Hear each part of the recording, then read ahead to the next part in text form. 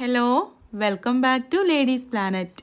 ഇന്ന് നമ്മൾ ചെയ്യുന്നത് ബാക്കി വന്ന പുട്ട് കൊണ്ട് ചെയ്തെടുക്കാവുന്ന ഒരു അടിപൊളി ഐറ്റമാണ് കേട്ടോ. ഇത് നമുക്ക് ഏത് സമയത്തും ഉണ്ടാക്കി കഴിക്കാം. രാവിലെ ബ്രേക്ക്ഫാസ്റ്റ് ആയിട്ടോ ലഞ്ചായിട്ടോ ഡിന്നറായിട്ടോ ഒക്കെ ഉണ്ടാക്കിയെടുക്കാം. കാരണം പുട്ട് എന്ന് പറയുമ്പോൾ നമ്മൾ പുഴുങ്ങലരി വെച്ചിട്ട് ഉണ്ടാക്കുന്ന ഒരു ഐറ്റമാണല്ലോ. അപ്പോൾ അതുകൊണ്ട് തന്നെ നമുക്ക് ഏത് സമയത്തും ഉണ്ടാക്കി കഴിക്കാവുന്ന ഒരു വിഭവം കൂടെയാണ് കേട്ടോ. നമുക്ക് എങ്ങനെയാണ് ഇത് ഉണ്ടാക്കുന്നതെന്നുള്ളത് നോക്കാം. അപ്പോൾ അതിന് വേണ്ടിയിട്ട് ഞാനിവിടെ ഈ വലിപ്പത്തിലുള്ള 2 പീസ് പുട്ടാണ് കേട്ടോ എടുത്തിട്ടുള്ളത്. ബാക്കി വന്ന പുട്ട് അപ്പോൾ അത് മിക്സിയിലിട്ടിട്ട് ജസ്റ്റ് ഒന്ന് കറക്കിയെടുക്കുകയാണ്. കണ്ടോ, ഇതുപോലെ ഒന്ന് പൊടിച്ചെടുത്തിട്ടുണ്ട്.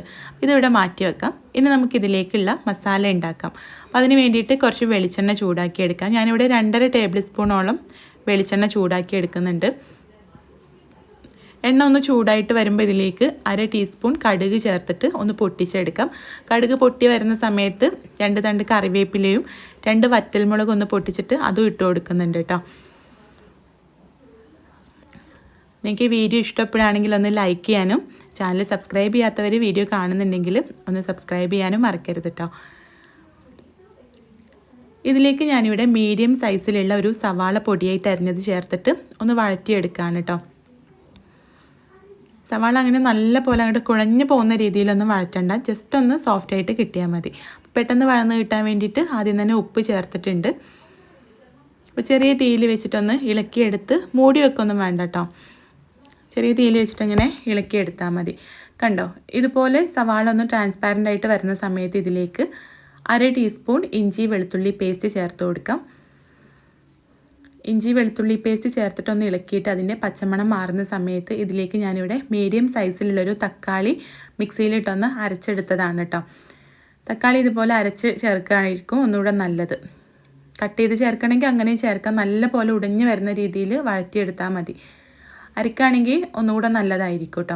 അപ്പോൾ അതിൻ്റെ പച്ചമണം പോവുകയാണെങ്കിൽ കുറച്ച് സമയം എടുക്കും. അപ്പോൾ ചെറിയ തീയിൽ വെച്ചിട്ട് തന്നെ അത് നല്ല പോലെ ഒന്ന് ഇളക്കി പച്ചമണം പോകുന്ന സമയത്ത് മസാലപ്പൊടികൾ ചേർത്ത് കൊടുക്കാം. ഞാനിവിടെ 1/4 ടീസ്പൂൺ മഞ്ഞൾപ്പൊടി, 3/4 ടീസ്പൂൺ കാശ്മീരി മുളക് പൊടി, 1/2 ടേബിൾ സ്പൂൺ മല്ലിപ്പൊടി, പിന്നെ ഒരു 1/4 ടീസ്പൂൺ ചിക്കൻ മസാല. ഇത്രയും പൊടികളാണ് കേട്ടോ ചേർക്കുന്നത്. പൊടികൾ ചേർത്തിട്ട് പൊടികളുടെ പച്ചമണം മാറാൻ വേണ്ടിയിട്ട് നല്ല പോലെ ഒന്ന് ഇളക്കിയെടുക്കുകയാണ്. ഏകദേശം ഒരു 2 മിനിറ്റോളം ചെറിയ തീയിൽ വെച്ചിട്ട് ഇളക്കിയെടുക്കാം. എന്നിട്ട് നമ്മുടെ സെൻറ്ററിൽ ഇതുപോലെ ഒന്ന് മാറ്റിയിട്ട് അതിലേക്ക് ഒരു കോഴിമുട്ട പൊട്ടിച്ച് ചേർക്കുകയാണ് കേട്ടോ. കോഴിമുട്ട ചേർത്തിട്ട് അതിൻ്റെ മുകളിലായിട്ടൊരു നുള്ളു ഉപ്പിട്ട് കൊടുക്കുക. കോഴിമുട്ടയിലേക്ക് ആവശ്യമായിട്ടില്ല, ഒന്ന് ഇളക്കി കൊടുക്കുക.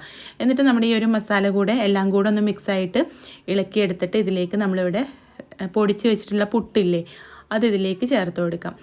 കോഴിമുട്ട കുക്കാവണതിൻ്റെ മുമ്പ് തന്നെ ചേർക്കാം കേട്ടോ, എന്നാലേ എല്ലാം കൂടെ നല്ലപോലെ മിക്സ് ചെയ്തെടുക്കാൻ പറ്റുള്ളൂ. പുട്ട് ചേർത്തിട്ട് പിന്നെ മീഡിയം ഫ്ലെയിമിലേക്ക് മാറ്റുക. ചെറിയ തീയിലല്ല, മീഡിയം ഫ്ലെയിമിൽ വെച്ചിട്ട് നല്ല പോലെ ഒന്ന് ഇളക്കിയെടുക്കുക. അപ്പോഴേക്ക് കോഴിമുട്ട നല്ല പോലെ വെന്ത് കിട്ടുകയും ചെയ്യും. പുട്ടിൽ ഇത് നല്ല പോലെ മിക്സായിട്ടും കിട്ടും. മീഡിയം ഫ്ലെയിമിൽ വെച്ചിട്ട് 2-3 മിനിറ്റ് ഇളക്കിയെടുക്കുമ്പോഴേക്കും കോഴിമുട്ടയൊക്കെ നല്ല പോലെ വെന്ത് ഇതിലെല്ലാം കൂടെ ജോയിനായിട്ട് കിട്ടും കേട്ടോ. ആ സമയത്ത് കുറച്ച് മല്ലിയില കൂടെ ചേർത്ത് ഇളക്കിയിട്ട് നമുക്ക് ഫ്ലെയിം ഓഫ് ചെയ്ത് കൊടുക്കാം.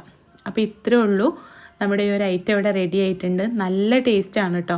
പുട്ട് എന്ന് പറയുമ്പോൾ നമുക്ക് ഒരുപാട് കറിയൊക്കെ കൂട്ടി കഴിക്കേണ്ട ഒരു ഐറ്റം ആണല്ലോ. പക്ഷെ ഇതുപോലെ ചെയ്യുകയാണെങ്കിൽ നല്ല ടേസ്റ്റാണ്. കറിയൊന്നും ഇല്ലാതെ ഒരു മുട്ട മാത്രമേ ഇതിന് നമ്മൾ സെപ്പറേറ്റ് ആയിട്ട് ചിക്കൻ കറിയോ അങ്ങനെ കടലക്കറി അങ്ങനെ ഒന്നും വെക്കേണ്ട ആവശ്യമില്ല. പുട്ടുണ്ടാക്കിയിട്ട് നമുക്ക് ബ്രേക്ക്ഫാസ്റ്റ് ആയിട്ട് ഇതുപോലെ തന്നെ ചെയ്തെടുക്കാം.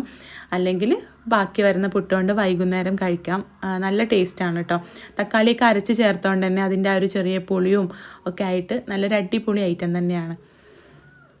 അപ്പോൾ ഇതുവരെ ഇതുപോലൊരു ഐറ്റം ട്രൈ ചെയ്യാത്തവരുണ്ടെങ്കിൽ ട്രൈ ചെയ്ത് നോക്കാം. കൂടുതൽ വീഡിയോസിനായിട്ട് നമ്മുടെ ചാനലൊന്ന് സബ്സ്ക്രൈബ് ചെയ്യുക. അപ്പോൾ നമുക്ക് അടുത്ത നല്ലൊരു വീഡിയോ ആയിട്ട് കാണാം. താങ്ക്